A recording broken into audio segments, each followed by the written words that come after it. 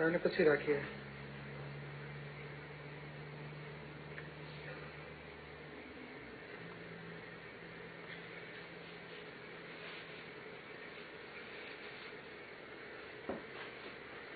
આ શુદ્ધ ઉપયોગનું તો બહુ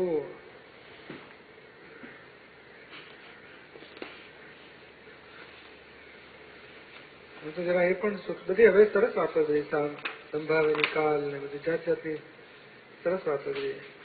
આમાં શું એક અમુક ચેપ્ટર એવા છે કે જેનું વિસ્તૃત સ્વરૂપ આપણી 12મી આપતાણીમાં આખું શુદ્ધ ઉપયોગનું મોટું ચેપ્ટર છે. જેને સ્ટડી કરવો હોય ને તો આ વાંચ્યા પછી 12મી આપતાણી પેલું ચેપ્ટર વાંચવું જોઈએ. દોષ તો કે નિષ્દોષ દર્શનમાં આખું વાંચવું જોઈએ. આ સહજતા તો 13મી આપતાણીમાં સહજતાનું ચેપ્ટર છે. ફાઇલોનો સંભાવે નિકાલ તો 12મી આપતાણીમાં ઉત્તરાર્ધમાં સંભાવે નિકાલનું 100-150 પાનાનું ચેપ્ટર છે.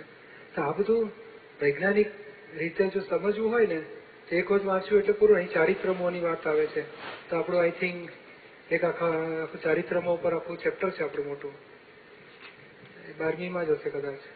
તો આ બધા સામસામે કનેક્શન સ્ટડી કરીએ તો આપણે ગેડ દેશે. પછી એપ્લિકેશનમાં ધીમે ધીમે સહેલાઈથી આવ્યા કરે જ્ઞાન બધું. ઉપયોગ રહિત, ઉપયોગ સહિત, ત્યાં જાગૃતિ, ઉપયોગ રહિત એ મિકેનિકલ. ચેપ્ટર 15મું 106 પાનું. ચાલુ કરો.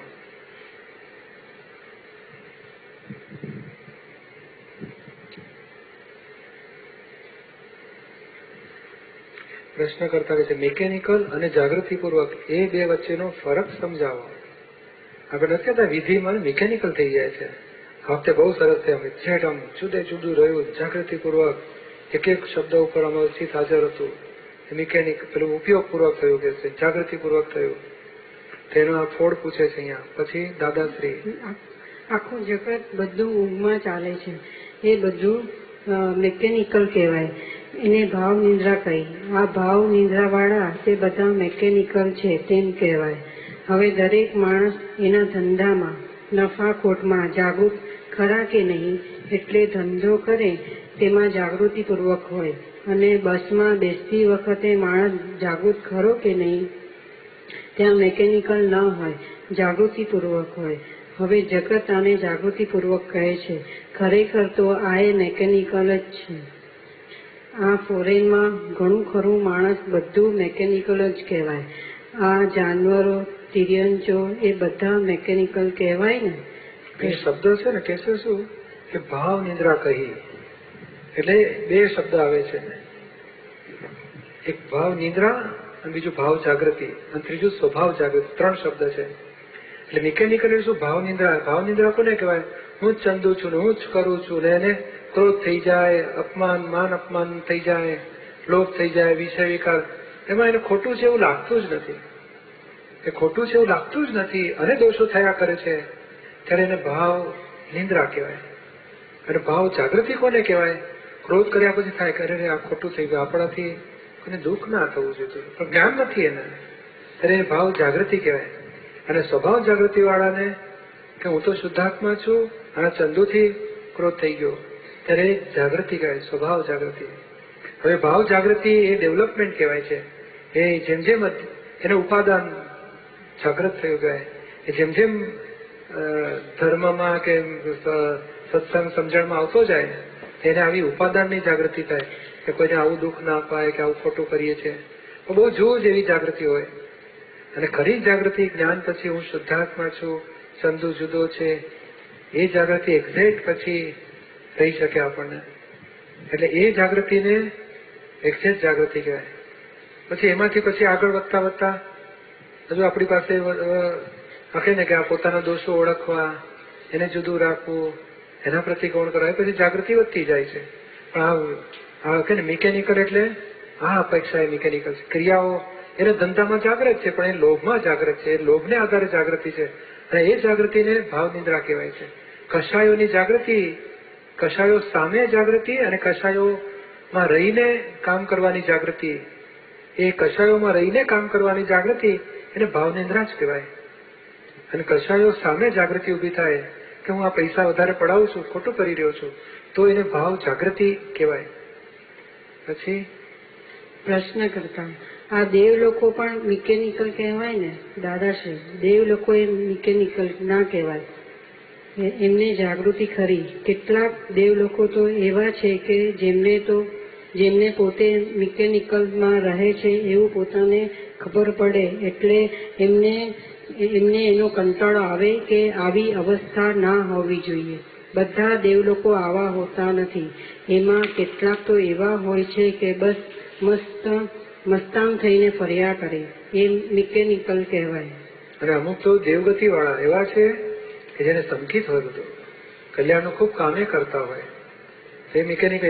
સંકિત વાળો તો સંપૂર્ણ જાગૃતિ કહેવાય, ભાવ જાગૃતિ વાળો.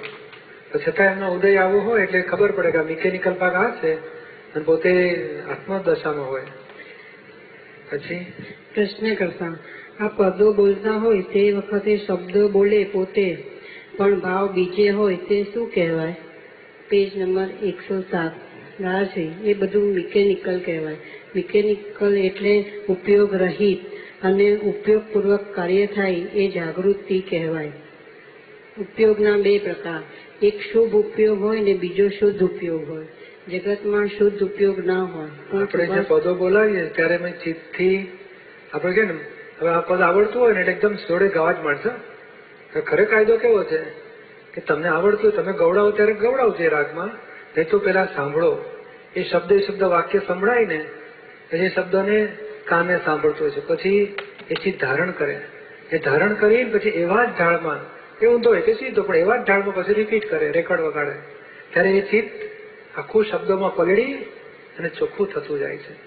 એટલે એને ચિત્તની, અને આપણે એને જોનાર હોય કે આ બરોબર સાંભળ્યું, તો પછી બોલાય વખતે આપણે જે સાંભળ્યું તે એવું બોલાયું કે પછી નવી જાતનું બોલ્યો આ, કે ના એવું બોલાયું, એટલે આપણે એની પર જાગૃતિ વાળા હોઈએ. એટલે એને ઉપયોગ પૂર્વક કહેવાય, ચિત્તની હાજરી રાખીને. દાદા ભગવાનના અસીમ જે કોઈ એના રાગમાં બોલાવતું હોય તો આપણે ધારણ કરી પછી એ જ રાગમાં બોલાવીએ ત્યારે ચિત્ત એમાં પલળે છે આપણને, પછી શુદ્ધ થતું જાય છે.